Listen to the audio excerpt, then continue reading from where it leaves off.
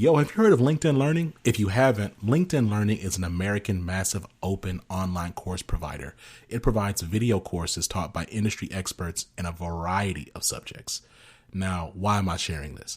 I'm sharing this because Living Corporate is in partnership with LinkedIn Learning to provide diversity, equity, and inclusion courses. Listen, if you're trying to be a better ally, you want to understand better diversity, equity, inclusion strategies, or you just want to learn how to be a better leader, you got to check out the courses on LinkedIn Learning. So check it out. You can do it one of two ways. You can click the link in the show notes, or you go to LinkedIn Learning and you search Living Corporate. Again, link in the show notes, or go to LinkedIn Learning and search Living Corporate. I'll see you over there.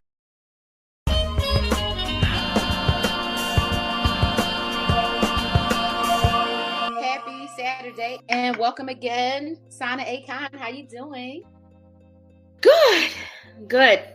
Yeah, I'm good. How are you, babe? Good. How are you? I am doing good, and I want to welcome everybody to the group chat.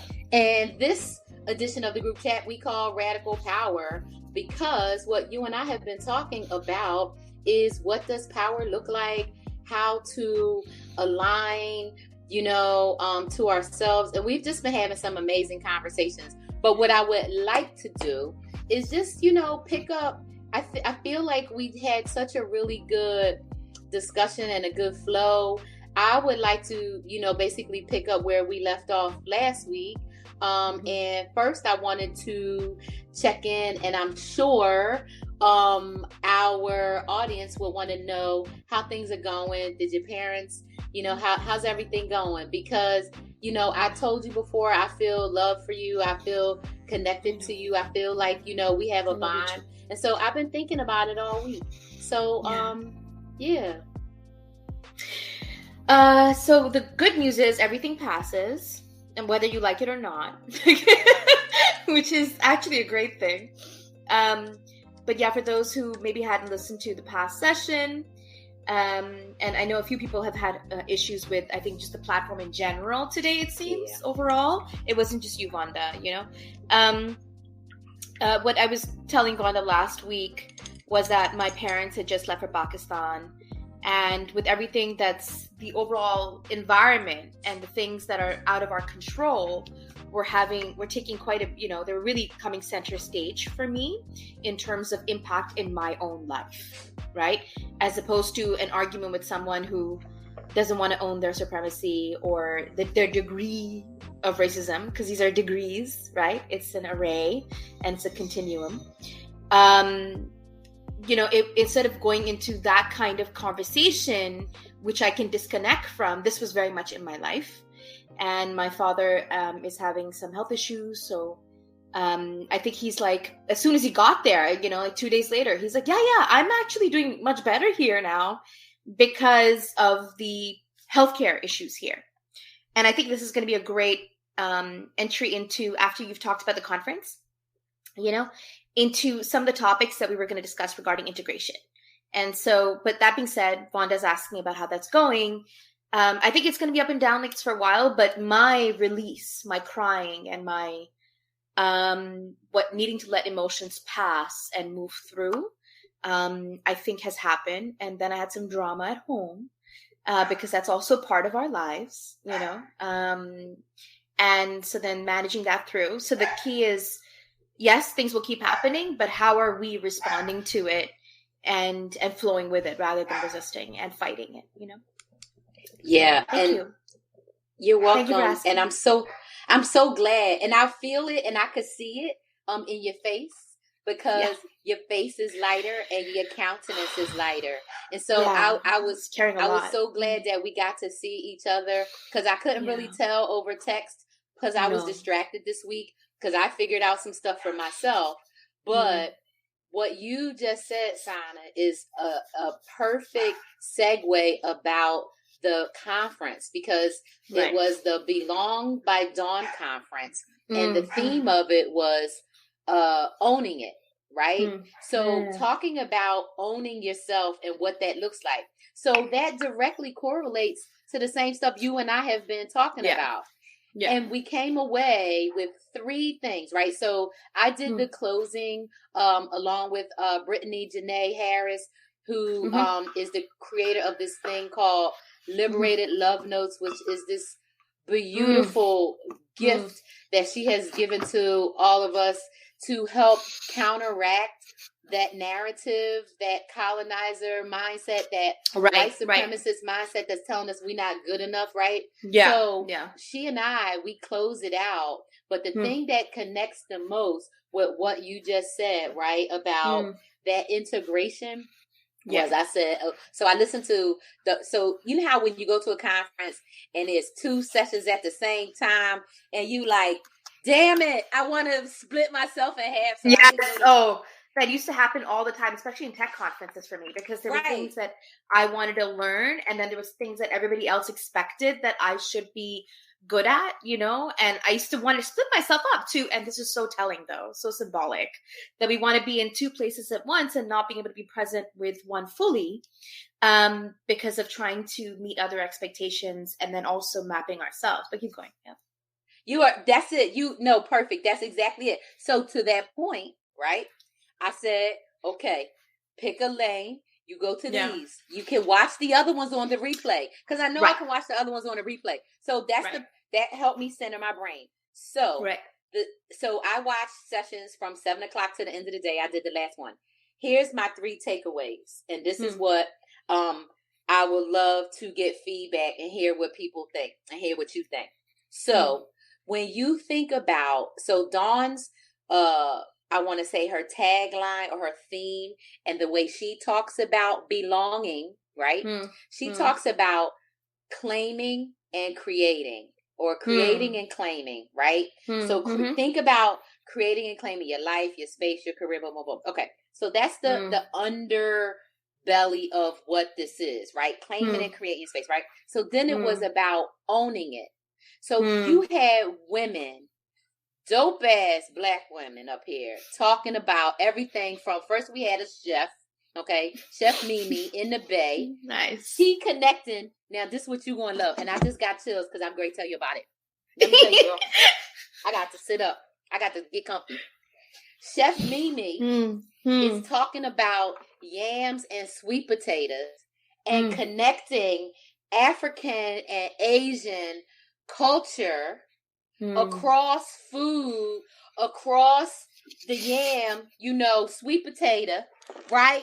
And she's in the Bay region, and she's talking about these different things that she curates, these different experiences. She got a Black food and wine experience and all this stuff. But the connecting us as human beings through food, and then helping us see in the way she was doing it. It was so much love in there. Like she was bringing all our culture together. Like she was bringing us together at our at that, like that foundational level of who we are as people. Right. Come on, girl, food. Yeah. So well, it's so she started the conversation. So funny that you say this and so perfect, because just this week, so there's a fireside chat group, and it's for the key focus is for immigrant people, like people who've come through immigrant experiences, first, second, third, fourth, I don't care, generation. And Shiva Rufe leads it. And so Farzeen and Shiva Rufe and Sara Faruqi, so Sara Faruqi and I joined Shiva sessions among a few other people. And this week's topic was food potluck. And it was about specifically food-related experiences and the memories. And for me, power was one big element of it, because of my personal relationship with food in terms of giving up my power, and then what we talk about claiming. And then once you claim it, then you realize that the word claim can be misleading. So Sarah, for example, was talking about, I was talking about grief, and this was Wednesday. And by Wednesday, the full release was going on for me regarding my family, but also what was going on at home. And that combined sense of what it means when we say guilt, but then it's not quite guilt, because guilt leads to shame around food. It goes through also grief. And then when you release grief, what is available, which is love. And so it's, so there's ways that we connect. We connect through pain. We also connect through fear. We also connect through love. And so, I really do believe this is important, because when I used to go to these spiritual environments, usually white heavy, because of, like I've mentioned, they've a number of people here and in Europe have been in corporate environments. They've gathered enough funds and money through multiple generations of their past ancestors, skimming, thieving, or not, entrepreneuring, or service or whatever you want to call it. Yep, there's a lot of arbitrage there across the world that, and they know it. They know it as well. There's something I talk about, that trying to get someone to admit what's in their history is futile because they're coming with that knowledge. The journey for them is to own it and release it, right? To release the shame and guilt and make something of it. But when we come back to this, my point was that in spiritual groups, often people who have that kind of money show up because they're able to spend between $3,000 and $7,000 per retreat. And so then they'll either, going to plant medicine or yoga or other kinds of retreat forms, with either shamans that are of European descent that have trained in local arts, right? Or local indigenous practices and traditions, or indigenous folks themselves. But then often when you hear them talk, they'll talk about, oh, we all need to be in love. We just need to be in love. Not wrong, right? That is correct. But again, it's about the place from which this comes from. It goes back to our inside discussion, right? So if you're saying, food is awesome, which happens a lot in my grad school, food diplomacy, culture diplomacy, sports diplomacy. How do you connect people through these experiences? Well, you can connect it through the experience and then almost make static that culture, right? Like, so if it's Jamaican food, or if it's, codfish, or it's yams, and you could just literally embody all the culture in that food element. And then say, oh, I love it, and I've been living this culture. And then also not learn more about the culture outside, that whose pain, grief, love, courage, perseverance, all bravery, all went into that food and that creation of love, right? And so there's an element of where the place from which something is coming from. So I don't disagree with all those people in those groups that I've now gotten to know, and many of whom I love. But we have these conversations like, yes, we can be in the presence of full love, but you got to bring your honesty too. And that's your journey. And I can't preface my love and my experience on that. Right. And I get to experience my culture as well. And you get to experience your grief without necessarily having to fully do your allyship journey, which is a corporate term, in my opinion. But also that I get to live with my people and experience that without having to apologize or justify or explain my experience, and just be in the presence of it. Right. So I think what you're saying is so critical. Again, though, it's from the place from which it comes from. And you'll feel it. You'll feel it because you're among powerful Black women. So you felt that experience where you're not being exoticized. You're not being frozen. You're not being beautified in a certain shape that is palatable. You are getting to come with all your power and then be in the love of that. So your love flows, not your fire burning to scorch, but your fire burning to warm and heal. Right? It's very, very important. And you know what?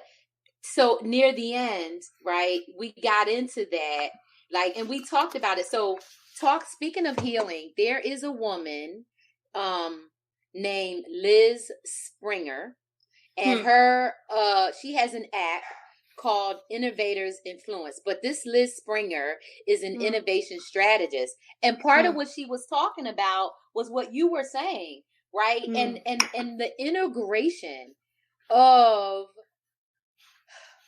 your purpose, your plans, the way you're just being, right? Your intention. Like your intention. And so I think I told you when we first started talking how I have like a bunch of domains that I own, and I had all these ideas around intentions and innovation. Yeah. And I have all these like innovation domains, like innovation this, innovation blah, blah, blah, blah, blah.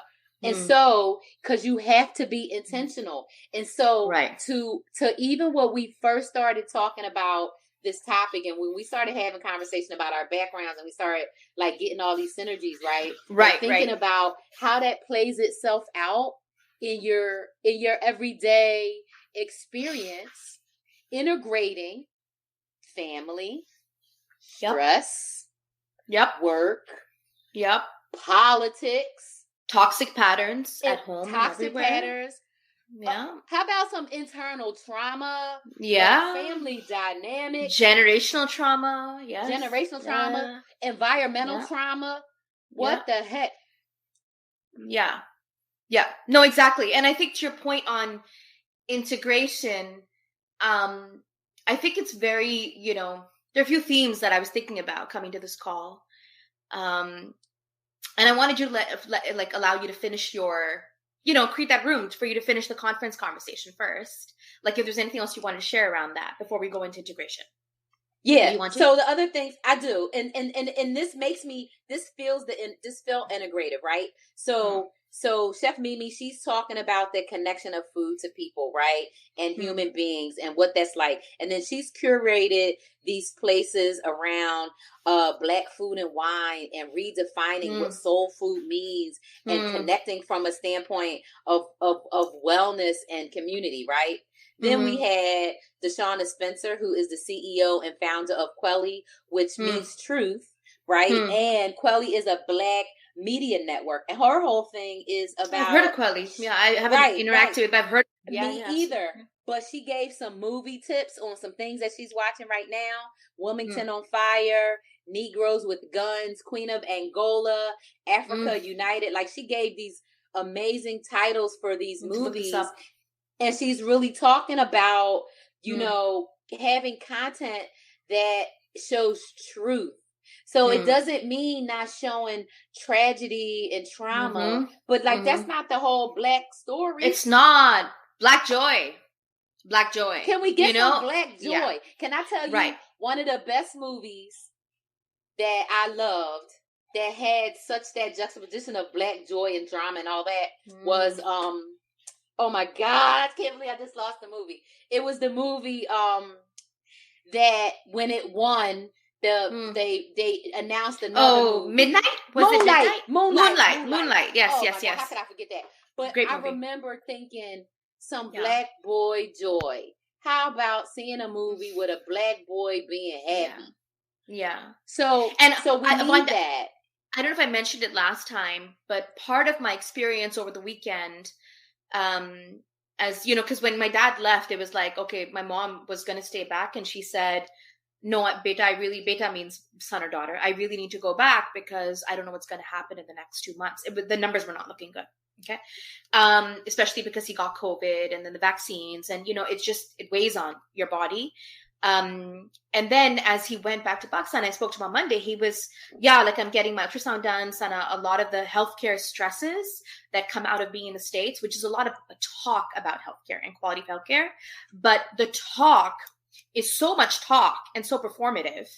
And then the doing is less so. So it does the reverse, which is it creates its own stress. And most of his stress here is coming from having to go to the doctor. So, his blood pressure will rise when he's going to the doctor. His kidney numbers don't come back, right? Kidney health numbers.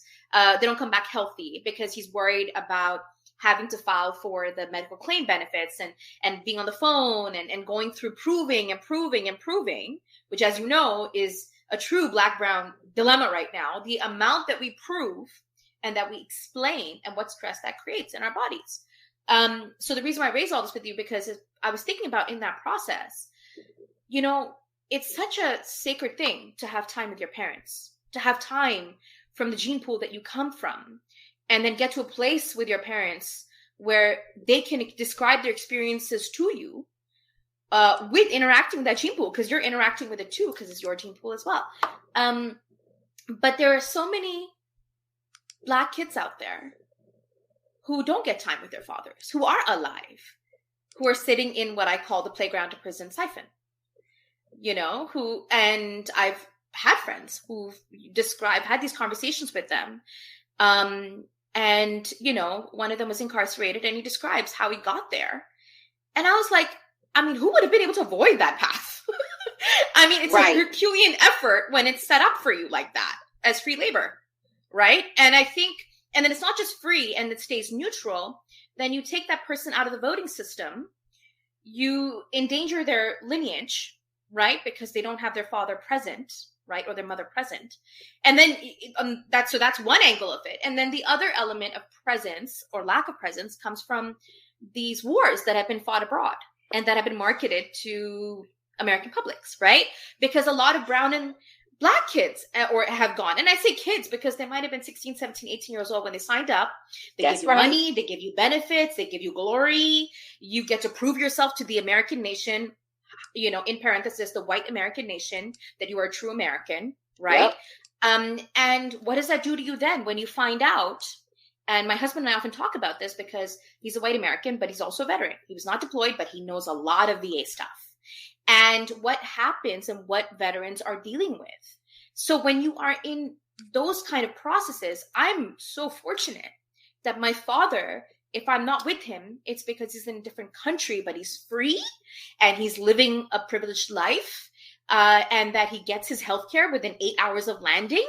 And, you know, but I know he's there and he's okay. And if, you know, God allows, and he has, because I believe in God, but if you don't, that's okay. If source allows, if life allows, if science allows, he's able to have a smooth transition into a different form of matter, right?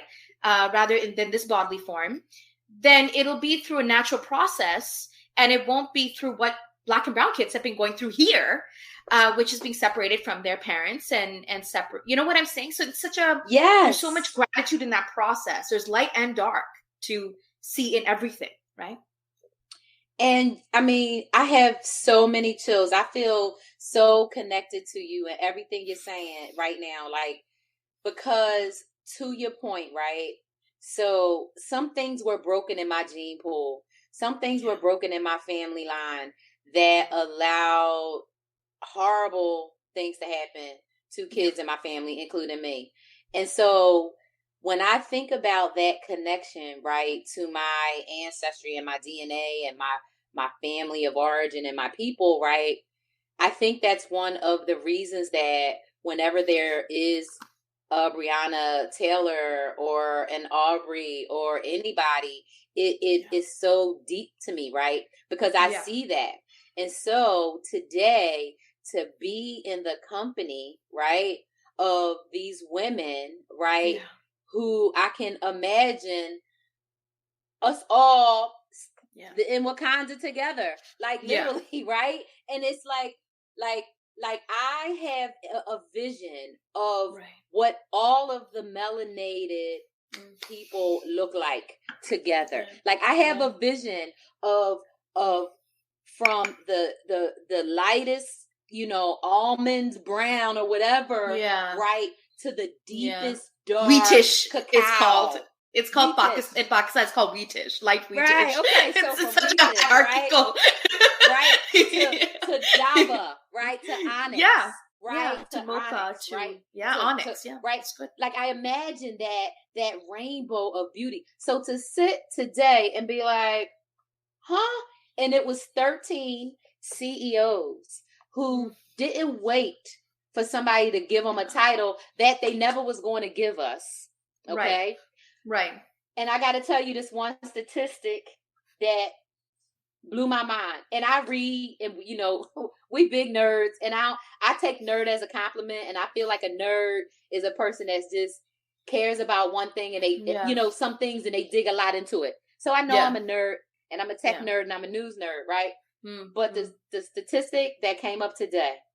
So you know how, and Farzine will love this. The propaganda out there, is that Black women get 1% of the VC money. Now that's a low number. We know that 1% is a low number. No, right? I know this because the women overall get like 3 or something percent. Yeah. Well, now, so wait a minute. That's what the numbers were. So you ready now? The overall numbers have dropped from 3 to 2. And guess what the percent that Black women get? 0.25? 0.20.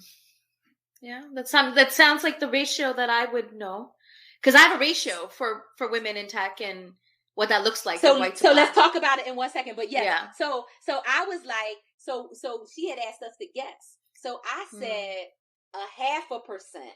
Yeah. And I thought 1% at the top. So when she came with less than 0.25%, I said, damn. Yeah. So, right, it goes back to, understanding what is it that we're facing and what can we really do. So when I got to be in the presence of all these, Black women and all of this like brilliance and, all kind of degrees, mental health, legal, business, MBAs, the whole gamut of it's a full gamut. Else, the whole gamut. And so it was just so amazing. And so it put me on a whole nother thought process, right? Around that collectivism. And I wanted to bring that into the integration piece.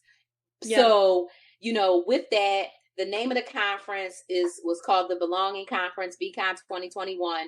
You can look at the replay and catch it. And we're going to do a bunch of promotions for it for people who for people who missed it. But to watch the replay in full, people will have to get a ticket. But I'm going to paste all that information in for people.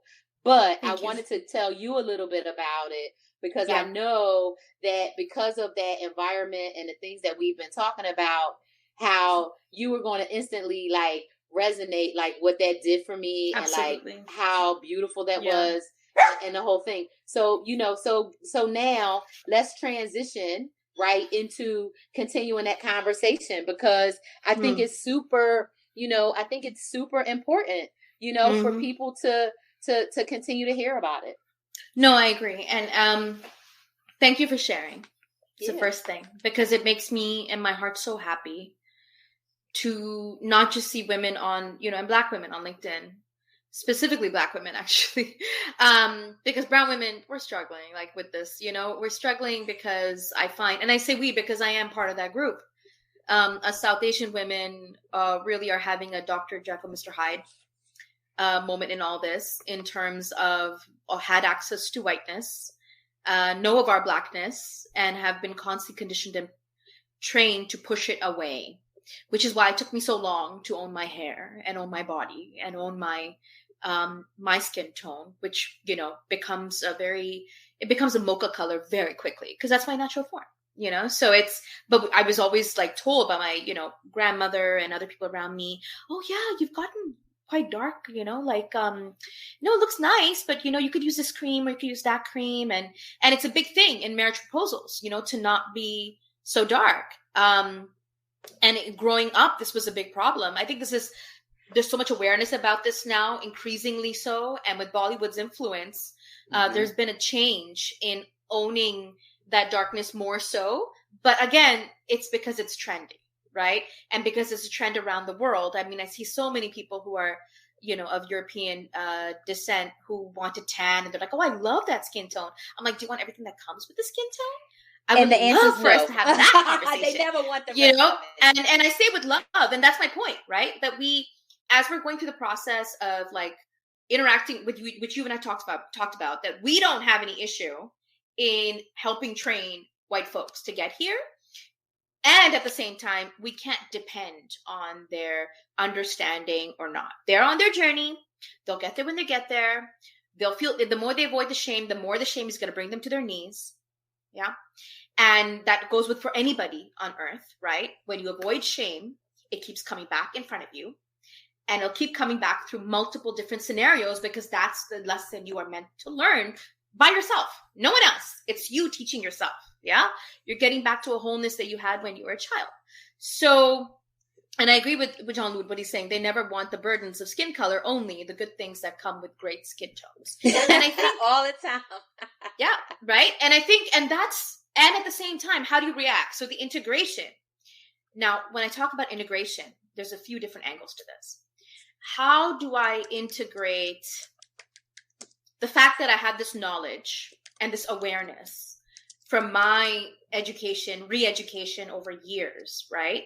About the continuum of color, racial hierarchy. And how do I integrate that with the environment around me, right?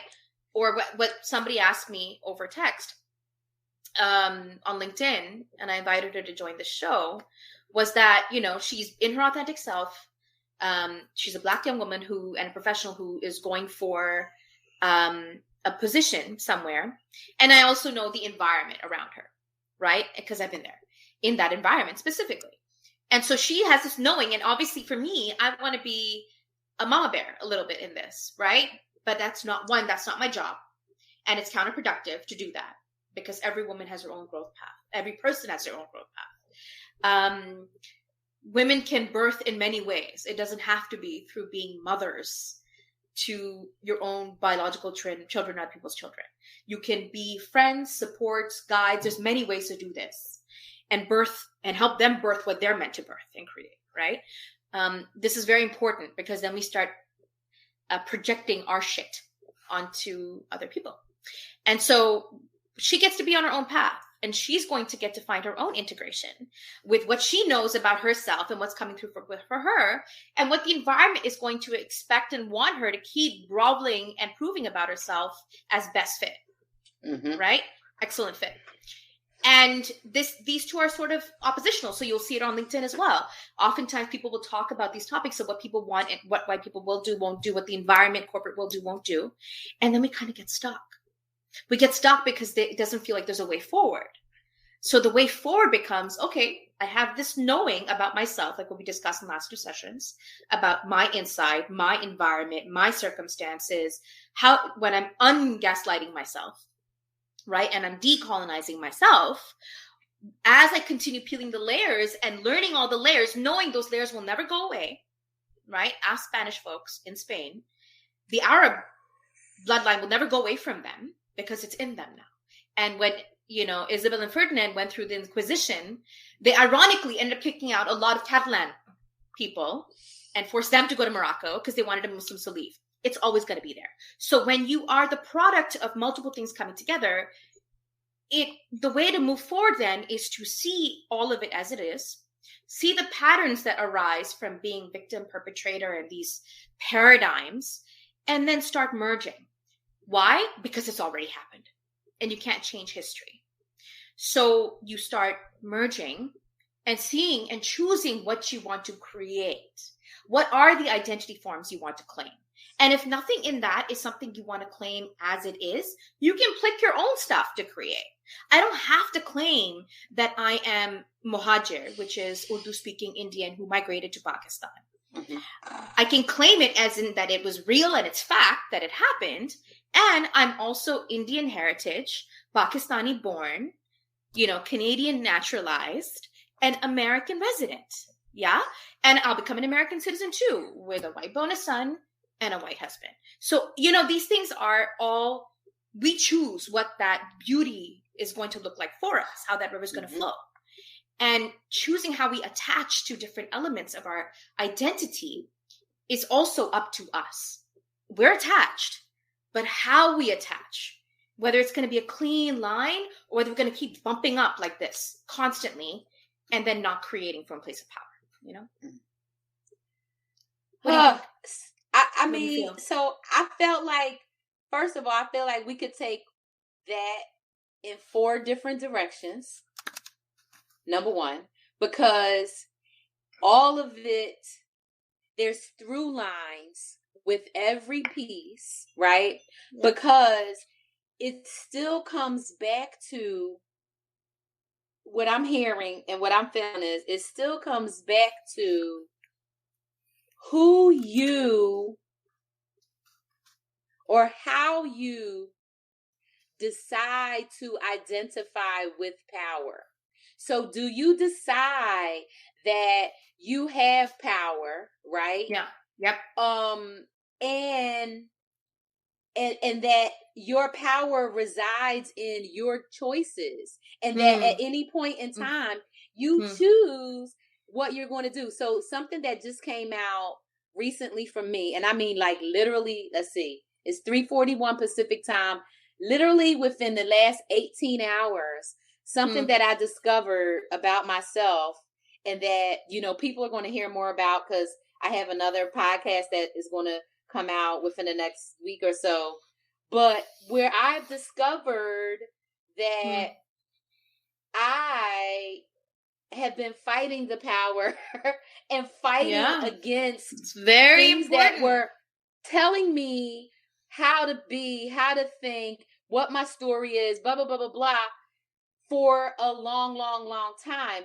Right. But that still was being countered with all the other messages from the other types of power, right? Mm-hmm. So from the dominating power. The dominating power. That's it. I think dominating power is the win-loss power.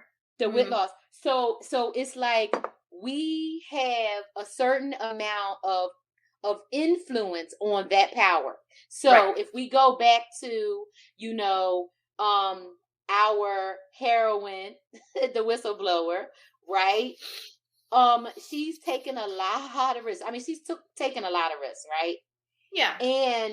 But going against white supremacy as a white woman, so that's going to happen. Yeah. And which says to me, she's a rider. That says she's a rider, because I'm just like, but we'll see, right? We'll see what happens. We'll see how it plays out, and we get to cheer on, send her good energy, and support her, and say the right things, and use that, sort of force to write other messages with it that align, regardless of where that ends up. We don't know where that's going to end up, right? So. We don't.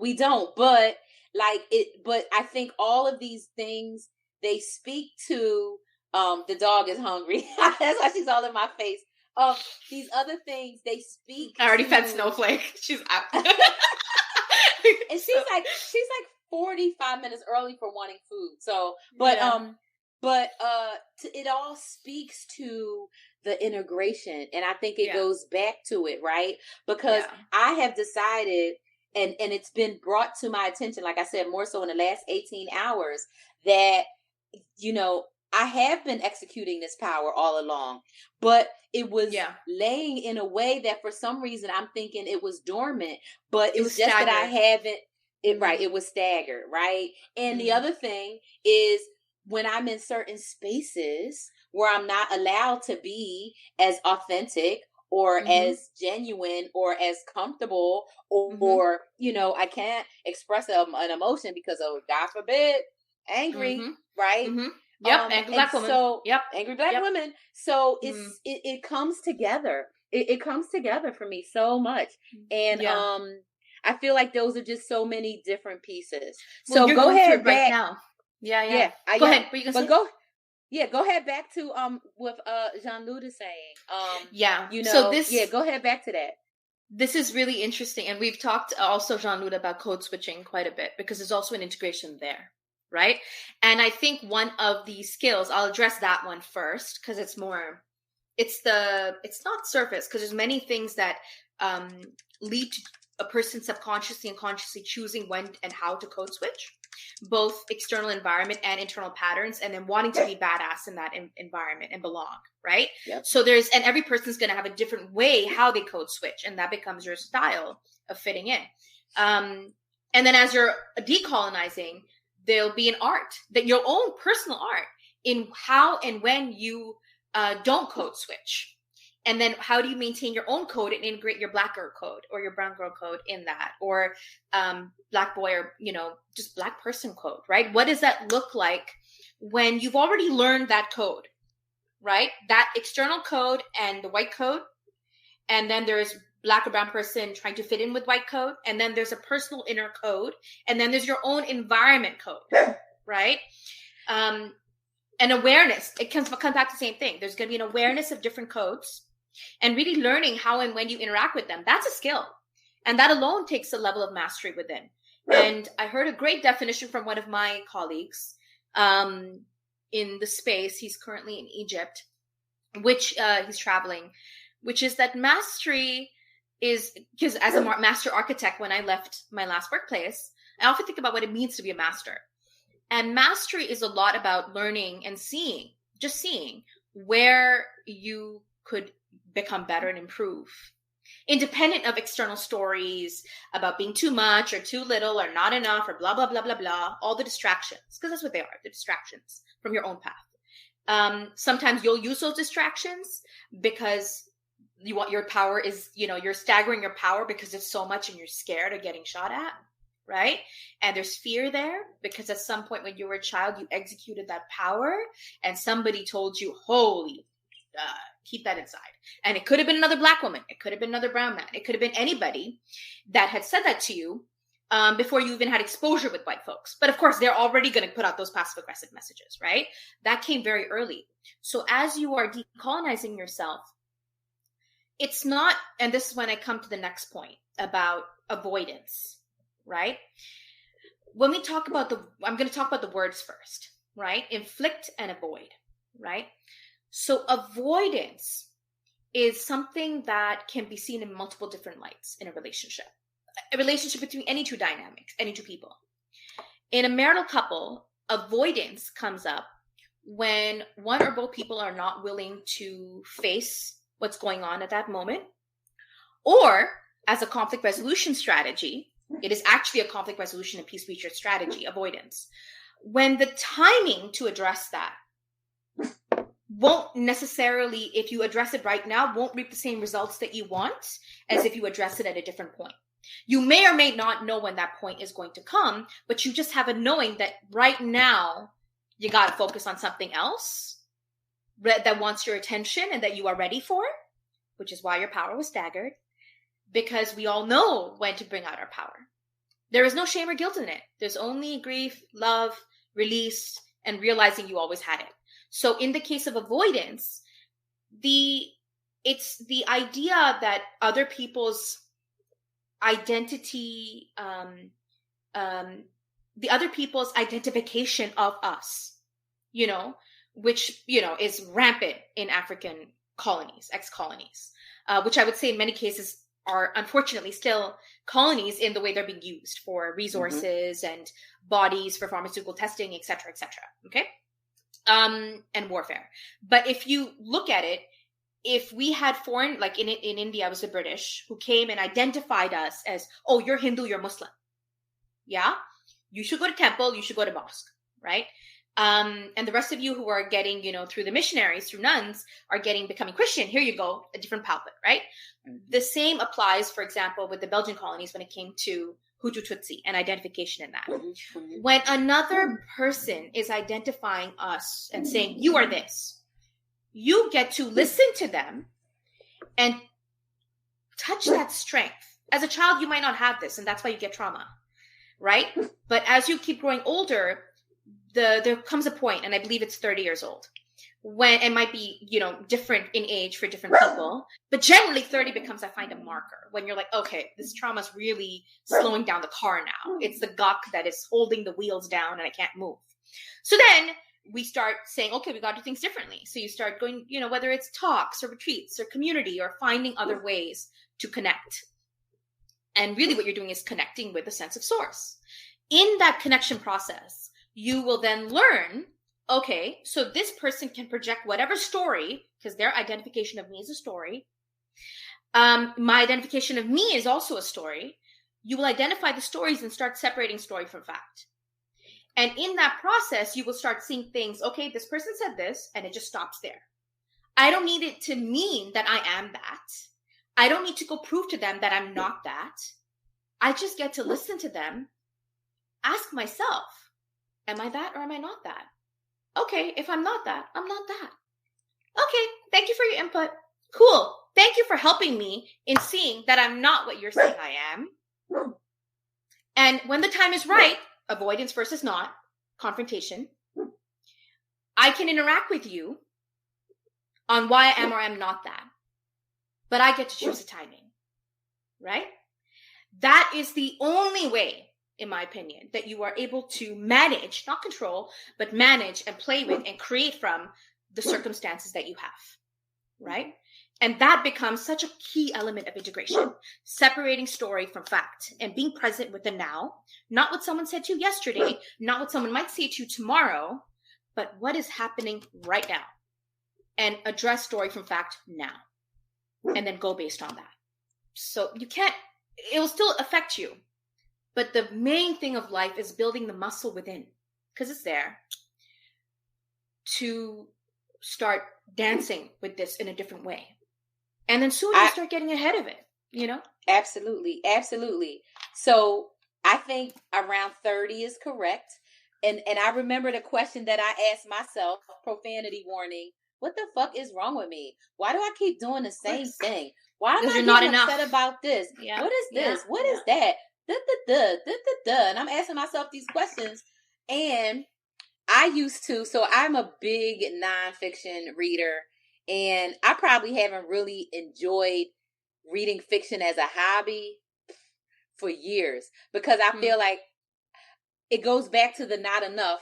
So let me read all these self-help books. Let me read all these books about learning style, how to communicate in business, how to do this, how to do that, blah, blah, blah.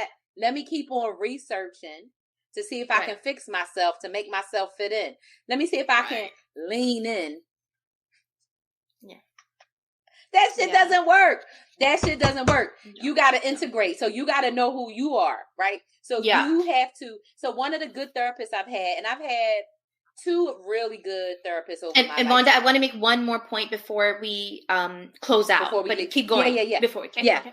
Yeah. So I've had two really good therapists, and I had one therapist that was mediocre, pretty decent. But to your point around that piece of when you get to separate fact from fiction, here's what that person said, that therapist said. You ask yourself, number one, if somebody say some old nonsense to you, is it true? Is the first question, to your point. But the second question is it helpful? Is it useful? So even if it's going true, to work for you, is it going to work for you? Integrity, number one. Yes. And if it's true, even if it's something true, like, Sonny, your hair is too curly. Yeah. Your hair is too curly. Okay, that's a stupid sentence, but I'm saying it because somebody might believe that. And maybe it's too curly. And I'm very gullible, so I will immediately consider it. It's data, you know? Yeah. So it's data. And for them, maybe it's too curly because you looking less white by having your hair out makes you less white. So that makes a white person feel shame. Well, it puts another view there of a possible reality that has as much power. And if you're in a negative relationship with power, then this is what happens, right? And I think there is a personal power, but I also want to clarify that personal power is getting misused and co-opted in corporate. Of course, supremacy will do that to anything. Which is that, because you have personal power, you can overcome no matter what circumstances you have. Therefore, it is your responsibility to overcome incarceration, rape, police injustice, all of that, right? And not let it affect you. That is not at all what personal power means. And it's the place from which it's coming and what you use it for, right? There's communal power and there's personal power. And almost always, Vonda, I have seen personal power to come from communal power, right? When white folks 3 years ago used to talk about, well, white isn't really a thing. I'm European, I'm this and that. Stop it. There's a whole culture. There's a whole culture around whiteness where people will use certain terms in white bars and use certain terms that they wouldn't use around people of color. And they feel comfortable using those terms because they understand each other's language. That is a culture. And they get that power at a personal level and institutional level from that communal power. Right?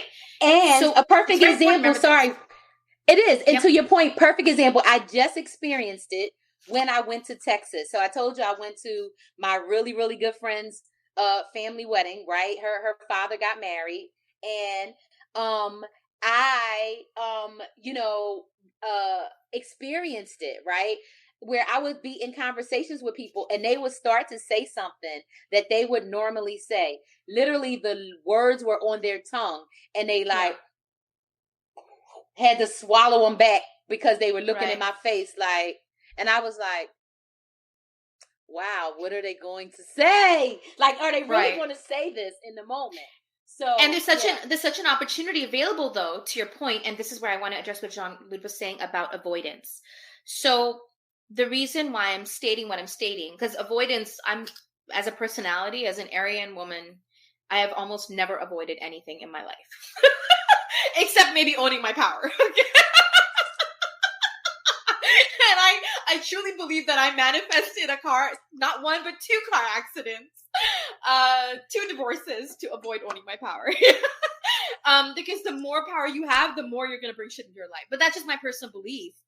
And that's not an excuse for systemic shit, right? That's out there that gets thrown at you. And that's a very clear boundary. The things that you control, that you bring in versus things that the environment brings in, right? And your first responsibility is going to be your health. And you go out in concentric circles. Your health, your kids or your parents' health, your nephews, etc., your community, your state, your country, your world, the universe. Okay. I don't think we actually stop at Earth. I think we also go to universe, but not from a European-centric over the center of the world perspective.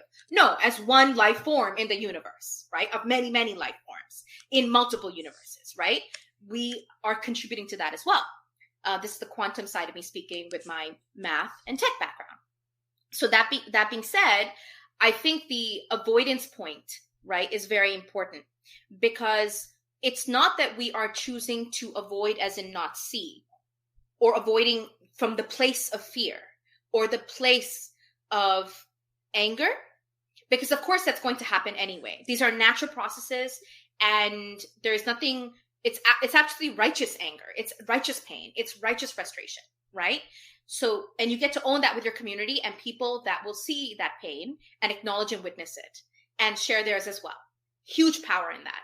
While you do that, and I talked about this in the last session, John Luke, while you do that, you also get to see, okay, how am I going to deal with this? Mm-hmm. How do I not lose my own inner source of energy and power and my love tank to this process? And so the avoidance I'm talking about there is not actually avoiding the whole thing that's coming up. It's parking that interaction because it doesn't serve you at that moment, right? You're going to fully take it on, right? So when you said, hey, Sana, your hair's too curly, I got to either say, oh, that doesn't bother me, right? That's not what I'm saying. Inside my set, I said, oh, I heard my hair's too curly and I felt a little flitch. Why? I felt a flitch in my body and a flicker. Why? Because yes, I'm sensitive about that. I get to observe myself being sensitive about this. How interesting.